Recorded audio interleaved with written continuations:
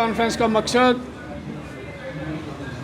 जम्मू कश्मीर में बढ़ता हुआ रोष जो इंडस्ट्रियल सेक्टर में है, आज हम confederation of industry and commerce की तरफ से ये प्रेस कॉन्फ्रेंस करते हैं और कि आपके माध्यम से जो बहरी सरकार है उसको अपनी रिजेंटमेंट दे रहे हैं, अपनी डिमांड को प्रोजेक्ट कर रहे हैं।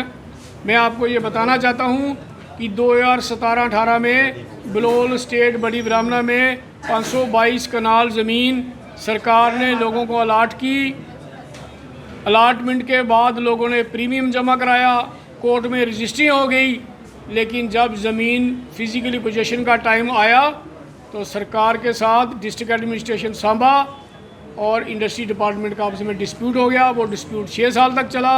हमने उसमें बड़ी जदोजहद की और डिस्प्यूट हल कराया, लेकिन जब फिज़िकली पोजीशन लोगों को मिला उसके बाद सरकार ने हमें काम करने के लिए हमें रुकावट डाल रहे हैं। हमें EM पार्ट 1 जो है उसकी परमिशन नहीं दे रहे हैं। EM पार्ट 1 वो रजिस्ट्रेशन होती है जो प्रोविजनल रजिस्ट्रेशन होती है। जब भी कोई उद्योग लगाता है सबसे पहले वो रजिस्ट्रेशन कराता है, उसका 3 साल टाइम होता है। चूँकि सरकार की वजह से, उनके डीलेपन की वजह से हमें वो ज़मीन 6 साल के बाद मिली, 7 साल के बाद मिली और अब हमारा पार्ट 1 सरकार ड्यू नहीं कर रही है।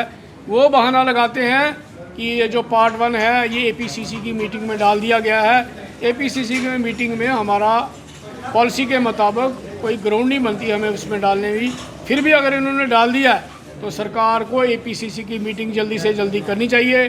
मैं आपके नोटिस में बात लाना चाहता हूँ, पिछले 2.5 साल से APCC की मीटिंग नहीं हुई है। पिछले 2.5 साल से ये कौन सी सरकार है जो 2.5 साल से रूटीन का काम करने के लिए एक मीटिंग नहीं कर पा रही है। अगर हम प्रिंसिपल सेक्रेटरी के पास जाते हैं वो बोलता है मंत्री मना कर रहा है, मंत्री के पास जाते हैं वो बोलता है कमेटी नहीं बनाएंगे, चेयरमैन मुझे बनाओ। ये इनका इंटरनल डिस्प्यूट चल रहा है, आपस में कोऑर्डिनेशन नहीं है प्रिंसिपल सेक्रेटरी और डिप्टी CM की। इसकी वजह से ये मीटिंग नहीं हो रही।